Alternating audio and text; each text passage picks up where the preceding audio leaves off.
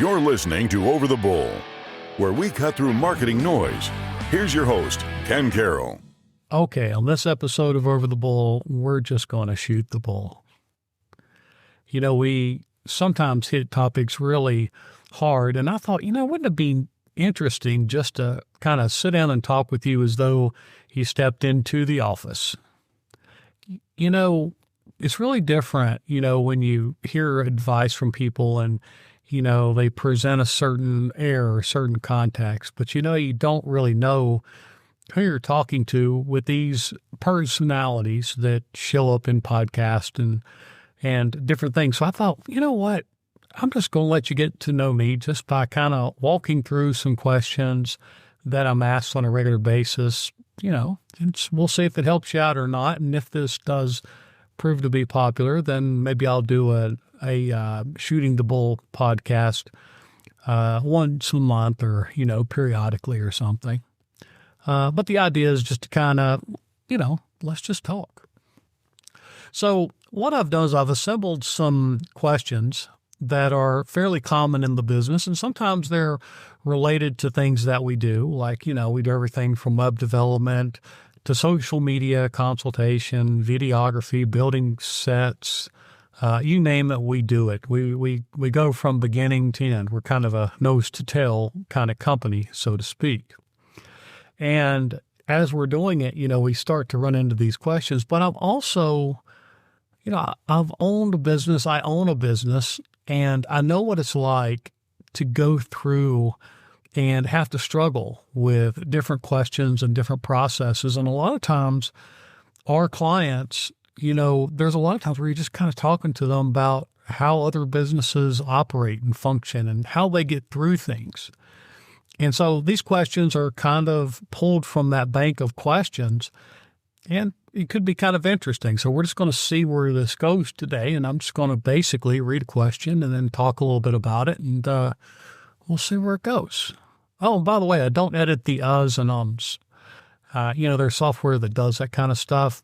I'd rather you hear me for me. And so today you may hear more uhs and ums because, frankly, I'm just talking. Okay, so the first question I thought is interesting, and by the way, I'm reading these hot, so if I stammer a little bit, understand I do not have these answers pre-thought through, nothing like that.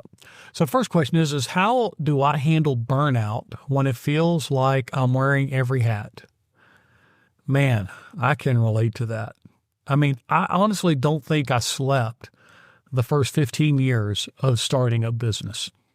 Now, obviously, I'm exaggerating a little bit, but man, it's like when you're starting out, it just seems like you get up early in the morning and you go, go, go, go. You get home in the evening and then you do all the admin stuff for the business. A lot of times you're everything from performing the work to sending out invoices to collections to everything. You wear every hat, especially when you start out a business. And it's easy to see why people do get burned out because, not seeing your family on weekends, prioritizing the wrong things, thinking you're doing the right thing, and sometimes honestly don't even know what the right thing is. So I would say the first thing when it comes to burnout is you're going to wear a lot of hats if you start a business. You just will. I mean, people can give you these little cliches and what to do, and give you a perfect world scenario, but that's just not how it's going to work. And I remember talking to this one guy, and he was starting a business, or he wanted to start a business, and he was talking about he wanted to start a business so he could spend more time with his family. And, for you guys who own a business, that's like the opposite of what you would do to want to, have more time with your family and start a business because it's kind of a thankless thing. So I think my best advice, there's a book out, I believe it's called Scale or Fail. And I'm going to go with her advice on this question, and that is do something you love. Do something you're passionate about because you're going to spend a lot of time wearing different hats and doing different things with your business. And if you're starting a business and chasing money and you're wearing all those hats and you're not doing something you're passionate about or believe in, you're going to burn out a lot quicker and probably give up. Now, I do want to be clear that, as I talk to business owners, there's not a business. There's not a business owner on the planet who sat down and goes, you know what, maybe I should be driving a FedEx truck. Or it would be a lot easier if I did this rather than that. Every owner of every business has those thoughts. They imagine getting a CDL and just driving and turning their brain off and just existing. Because running a business, especially a small business, is thankless. There's not a lot of power in it. You don't have a lot of control over things. And when you're the low guy on the totem pole, every contract you sign, everything you have, you're like a babe in the woods, and it'll burn you out. So I would say find something that you love when you're doing it and something that you're passionate about. And I mean that. I mean, it sounds weird, but if you chase your passions, then the rest just kind of falls into place.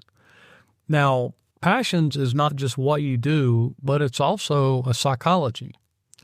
Like at Integris, the reason I do this podcast is not because it rakes in a ton of money or anything like that. I just like helping people out. So I had a person come in here last week and they wanted to do something, and I recommended they go to Etsy. I recommended they didn't even use us because it didn't make sense with where they are. I love that. And I love that about the people that work at this company because we do care about the people that we work with. Now, that 80-20 rule does exist. So, the 80-20 rule is 20% of your customers or 80% of your headache. And, you've got to weed those clients out and you got to make some tough decisions along the path. But for the most part, we have really good customers and we have really good people that really care about their customers. And we try to instill that across our company. Now, I'm not big into cliches. Okay. Matter of fact, I hate cliches. So, when someone says, what's the culture of your company? It's like, gosh, that just feels so burned out. It's just like if you go to church and you hear some pastor say, let's unpack that. You're like, oh, really? Seriously, you're going to use that cliche on me? Sometimes the cliches don't do justice, but I really do feel that if you can be passionate about what you do and you care about what you do and you try to make a difference, I think it's going to carry you a lot further in life. I would conclude by saying the most successful people that I know are the people that carry high moral and ethical standards. I don't know why that is. I mean, I've got my thoughts, but I believe this world's a lot more spiritual than we think. And so when I see people more successful who do carry that ethical high with them and feel like they're doing something in the world that's meaningful, they tend to go a little bit further. And the burnout seems to, it's there. I mean, gosh, it's there. It's there for me. I mean, this year has been crazy busy for us. We're going through some huge growth spikes where we're doing a bunch of stuff, just pain points with it. And, it is sometimes hard, but the idea is if you have the passion and the motivations and you instill that and you find the right people to work around you, then the burnout eludes you a little bit more than usual. So not the Miss America answer, folks, but it's the real answer. Okay, so what's number 2? What's the most effective marketing move you've made with almost no budget? Man, okay, 20 years ago, the first thing that popped in my mind was knocking on doors. I mean, when I first started Integris Design, I spent a lot of time trying to network with people, knock on doors, and talk to people. And you talk about learning stuff. You learn quite a bit. Now, today is much different. Today is crazy because, you have people emailing you, telling you they can help you with your marketing, and they do it through sending you email spam. Like, doesn't that clue you in that they don't know what they're doing before they even send the email? You're bombarded, and everybody's bombarded with all these marketing messages and subscriptions and all this junk. And I mean junk. And today's junk is you slap an artificial intelligence label on it and throw it out the door, and then people just clamor to it, and it's just more ridiculous than ever. So for me, my knee-jerk reaction was, doing the work, networking. When you look at word of mouth, people like doing business with who they do business with. And so the idea that you can do anything without tying a little bit of yourself into it and people getting to know you, where somehow you can hide behind the scenes and not network, I think that's really kind of, that's not true. So I would argue network, get to know people. There's a reason that high-ranking CEOs and people of larger businesses focus a lot on relationships, and they naturally sometimes do that. And the reason being is they know the value of that in part. So I think that would be probably my best advice to you. I honestly think chambers and things like that, I'm not a real big fan of that because, it just feels like this is kind of like LinkedIn. Like it just feels like everybody that emails me from LinkedIn wants to network with me. No, they don't. They want to sell me something. And I mean, you know that, and I know that. They're not trying to get something. They don't want your services. They want to try to sell you what they offer. And so I think the chamber sometimes attracts that mindset too. Everybody's so preoccupied with pushing their wares on other people that they become tunnel visioned. And so networking, get to know people, be good to people, and they'll be good to you. And, don't be hard-headed. It's in life, there are so many situations where, you may be in the right, but that really doesn't matter. And so networking, final answer, next question. If you could go back to day one of your business, what's the one thing you would tell yourself? Man, that's a good one. I think the big thing is don't lose focus. I spent a lot of years early on in building the business and putting people second in my life that should have been first, and putting things first that should have been second. I spent a lot of time trying to appease customers that couldn't be appeased, and I let that bleed into time with my family and my kids and life. And I think that's, a matter of fact, I know that's a huge mistake because, once someone knows that they can get under your skin or push you, there are some people in this world that are just going to do that. They feel like they get what they want by doing, by just being aggressive or whatever may have you. And it does rob you of the more important things in life. I can think of a guy off the top of my head, and this guy had made a lot of money. We helped him grow his business, but he was miserable. He was miserable, had no kids, had a horrible marriage.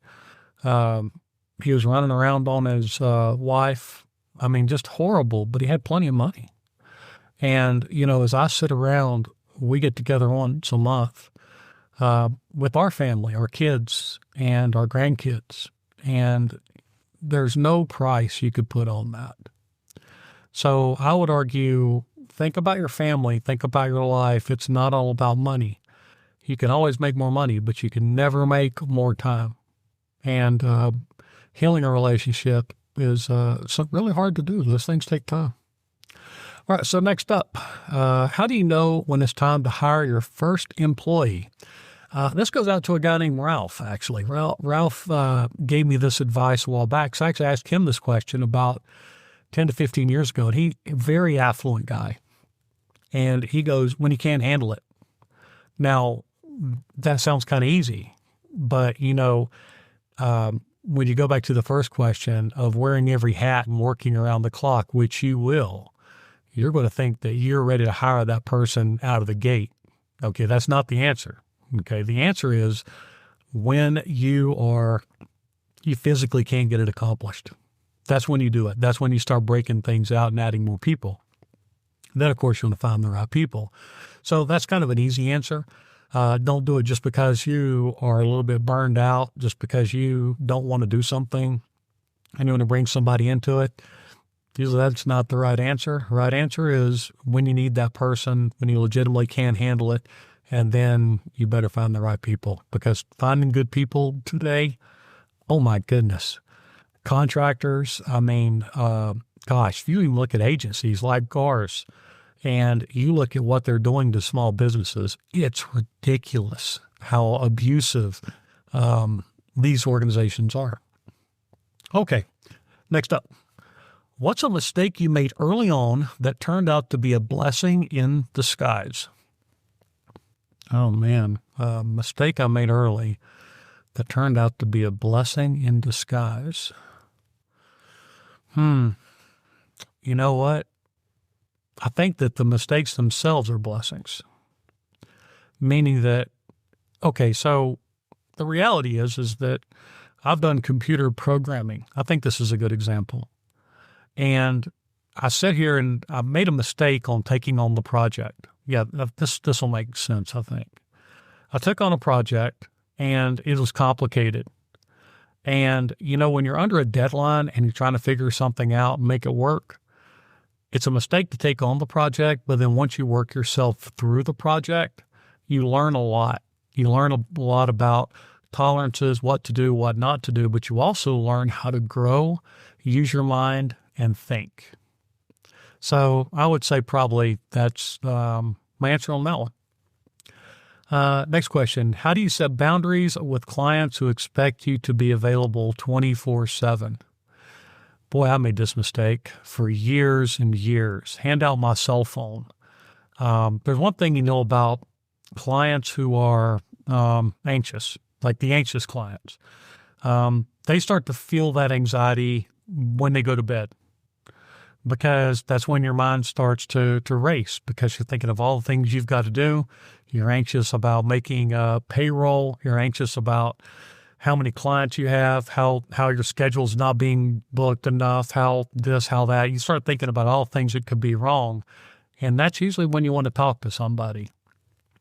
And as I mentioned, we're friends with a lot of our customers, so you can imagine what my phone will do when we brought on a client and they had that mentality. My phone call would ring, or I'd get a text message, "Hey buddy, if you get a second, can you call me for 5 minutes?" And it's 9:30 at night. And the 5 minutes turned out to be 45 minutes. Those are hard. Those are hard because, you know, especially if you have a heart where you want to help people out, you want to take those phone calls and you want to try to be there for people. But the problem is that when you do that, you're also taking away from your family. And then people who tend to do that, they tend to text you and extend those boundaries even more. And then they start to take it for granted and then start to demand that you should do it and think that's something that should be expected. So in a way, you kind of, because you didn't set proper boundaries to begin with. So the answer is you have your hours of operation. These are the hours that we operate. This is what we do. And you do it that way. Now, I personally don't like the idea of using call centers overseas or in other countries, because I think that's a little bit, it's two ways. It's disrespectful to the client, but you're also putting people in call centers who are poorly equipped, and they're just going to be the subject of abuse. And so I think that's really bad. So when I see like big tech companies who basically use strong-arm tactics to justify why they do it, they're not doing it because they care about people. They're doing it because it's cheap. So set your boundaries. Have your hours of operation. Even if you love people, be careful about it. Be very strategic when you extend beyond that. And then remember, anytime you're giving to someone else, you're taking away from the people that you love. So I would argue that's the case. So what's the best piece of advice another small business owner gave me that stuck? Man, that's a tough one. Best piece of advice another small business owner gave me that stuck. Well, I don't know. I honestly don't have an answer for that. And I'm trying to think of something that's really kind of like incredibly, elevated in that case. But I don't have it. I'll circle back around on that. How do you stay consistent when motivation drops off? Again, passion. Be passionate about what you do. Hold yourself to a standard, be accountable, and understand that the people that you work for are people that are trusting you with something, and they could have made other choices. That's easy. What's something you thought would grow your business but didn't? Oh, man. For me, see, here's the thing. For me, that's not really a fair question because I'm naturally skeptical because I'm in marketing and advertising. I've been studying marketing forever, going back to Edward Bernays when they were trying to increase cigarette smoking in women, and they were using manipulation in order to do it. I've seen what people think and how people use a perception to sell something that's not based in reality. Like, for example, Google Ads. A lot of people think if I pay for Google Ads, business is going to come, just crashing through the door. No, that's not how that works. And so the problem is that I've already been kind of inoculated against the sales pitch. And so I don't come into it thinking that something's going to work that it's not. I actually put hard deadlines on it before I start it and when I go out. And I don't sign contracts anymore unless I know that I can get out, because those contracts basically said, we'll do nothing, but you'll pay us no matter what. And so I make sure to negotiate contracts right up front. These are just things you learn over 2 decades. If I think about clients, I would say just about anything.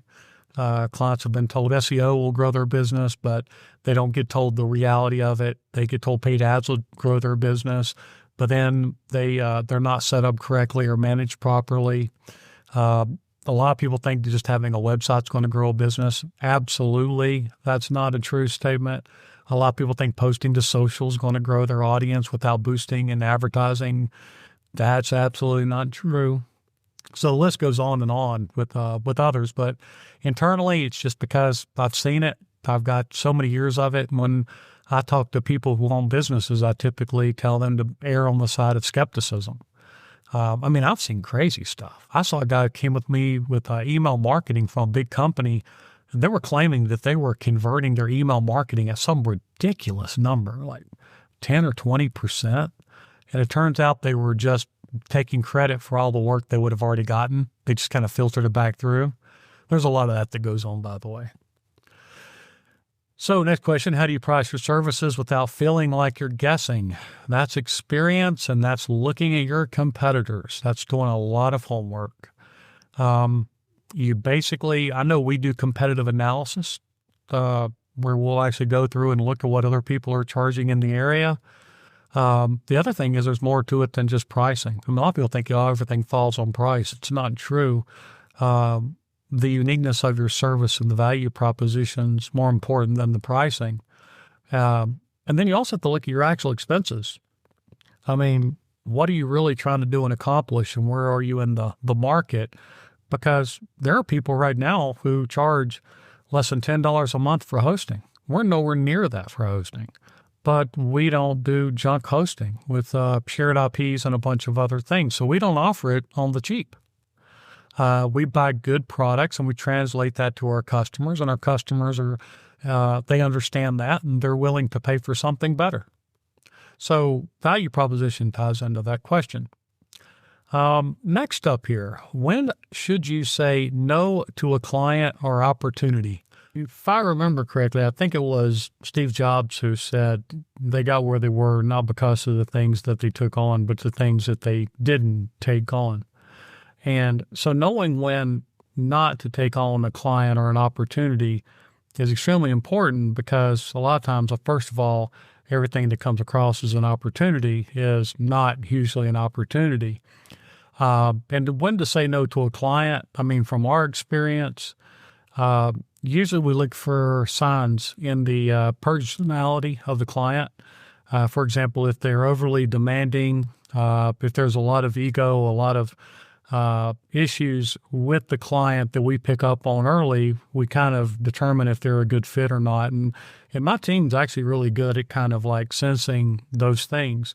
And so we look for certain, signals within the person to see if they would be a good fit. And then if they're not, then, we kind of look for those as a signal. The obvious ones are, obviously not paying their bills, things like that. Those are, no-brainers, but normally you have to work with them in that respect. Money, money's all obviously one of those factors. But for me, the personality and the level of engagement of the client is huge. Because if they're engaged in their business and they're actively helping out and participating in it, then everything seems to go in the right direction. Where it tends to go sideways quick is when they're disengaged and they make the assumption that something is just going to happen without their help. So I would say just look for your company. Look at your company and what you would want to have in a customer, and then listen to your instinct and listen to your team's instinct and follow that. And then you're going to avoid the 80-20 rule more often than not. So next up, what's one small change that made a big difference in your business? Systems.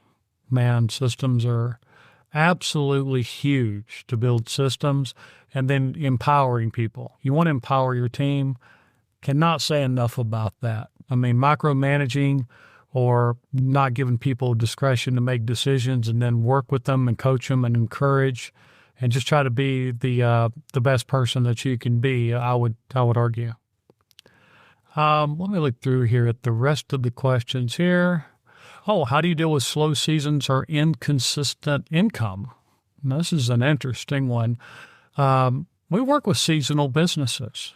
Now, most of the time, businesses that are seasonal understand their seasons, and they reap when the time is good, and when it's not good, they store away their money and then live off that and then recycle it. That's typically what seasonal businesses will do. Not make sure that you plan for the slow part of the season. The other thing that you may want to consider in those cases is when things slow down, people typically pull back on their budget. Now, that could be the opposite, because if you're trying to stay busy and give people work and all those things, you may want to put more money into advertising, and then also diversify as much as you can. So, for example, a lot of times there's little offshoots in business that could help facilitate different seasons. And so by thinking through that and then working with a good marketing person, they can help you identify maybe some spots in the market that can help you out. So I think that would probably be the best one to do.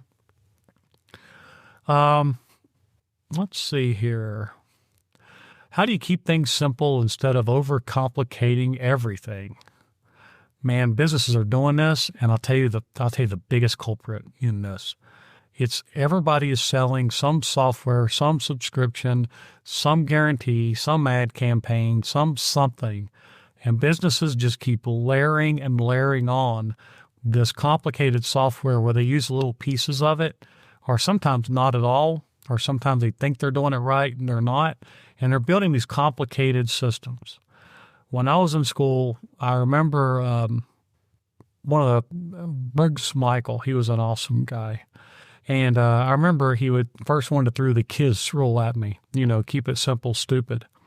And that's kind of stuck with me. So, the best systems are the most simple. You don't have to make something complicated in order for it to be good. And so if you keep biting on software and solutions and chasing the next thing that's out there, you're going to have a complicated system.